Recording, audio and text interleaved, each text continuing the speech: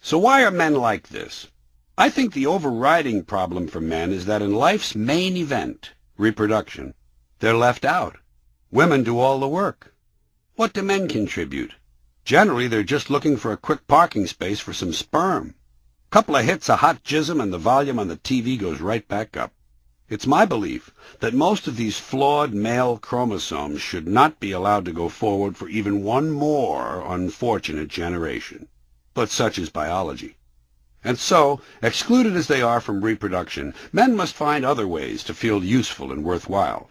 As a result, they measure themselves by the size of their guns, the size of their cars, the size of their dicks, and the size of their wallets. All contests that no man can win consistently.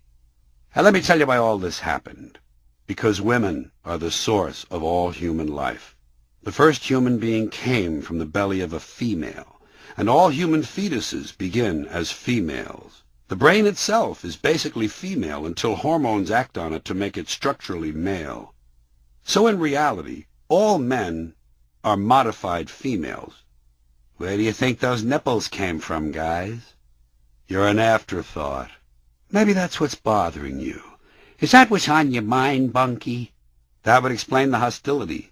Women got the good job, men got the shitty one. Females create life, males end it. War, crime, violence are primarily male franchises. Man shit. It's nature's supreme joke. Deep in the womb, men start out as the good thing and wind up as the crappy thing. Not all men. Just enough. Just enough to fuck things up.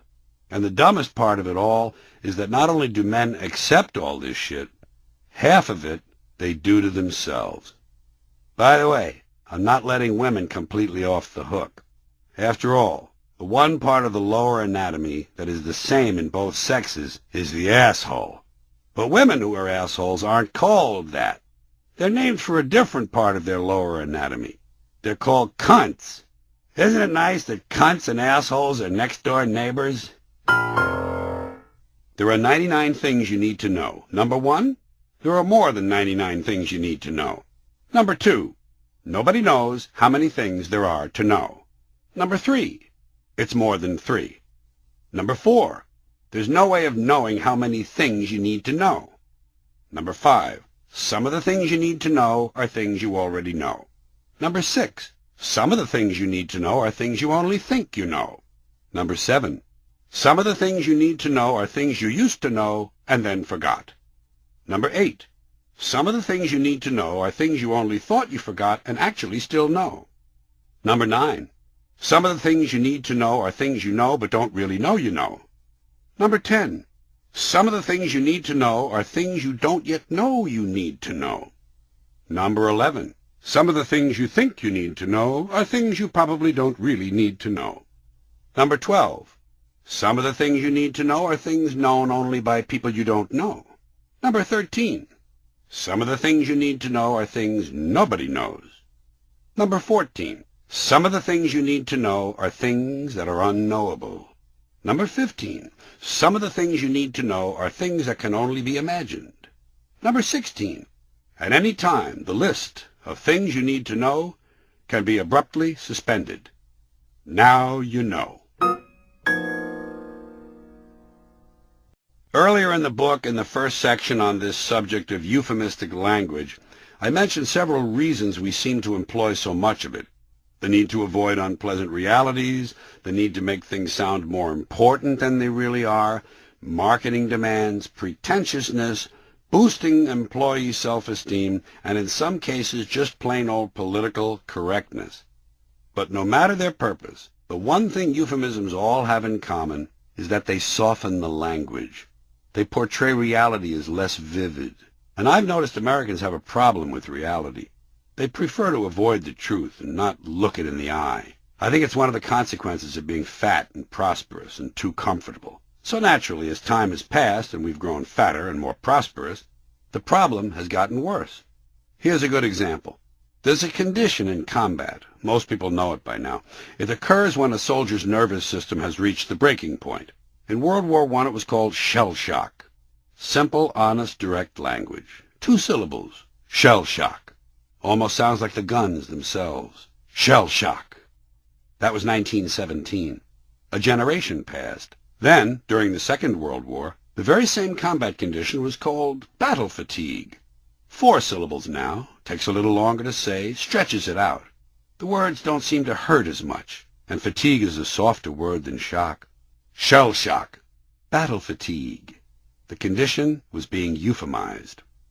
More time passed and we got to Korea in 1950. By that time, Madison Avenue had learned well how to manipulate the language, and the same condition became operational exhaustion. It had been stretched out to 8 syllables. Took longer to say, so the impact was reduced, and the humanity was completely squeezed out of the term. It was now absolutely sterile. Operational exhaustion. Sounded like something that might happen to your car. And then, finally, we got to Vietnam. And given the dishonesty surrounding that war, I guess it's not surprising that at the time, the very same condition was renamed post-traumatic stress disorder. It was still 8 syllables, but a hyphen had been added, and at last the pain had been completely buried under psycho-jargon. Post-traumatic stress disorder. I'd be willing to bet anything that if we'd still been calling it shell shock, some of those Vietnam veterans might have received the attention they needed at the time they needed it. But it didn't happen, and I'm convinced one of the reasons was that softer language we now prefer. The new language. The language that takes the life out of life.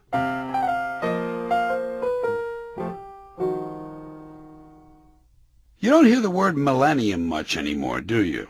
It's kind of sad. Here's a word that lies around for long periods of time looking for work, but never really doing very much. Then every 1,000 years things suddenly pick up, and there's a flurry of activity. The word is on everyone's lips, and it's heard in almost every conversation. It stays red hot for several years, enjoying its popularity, seeing its name in newspapers and magazines, making appearances on radio and TV.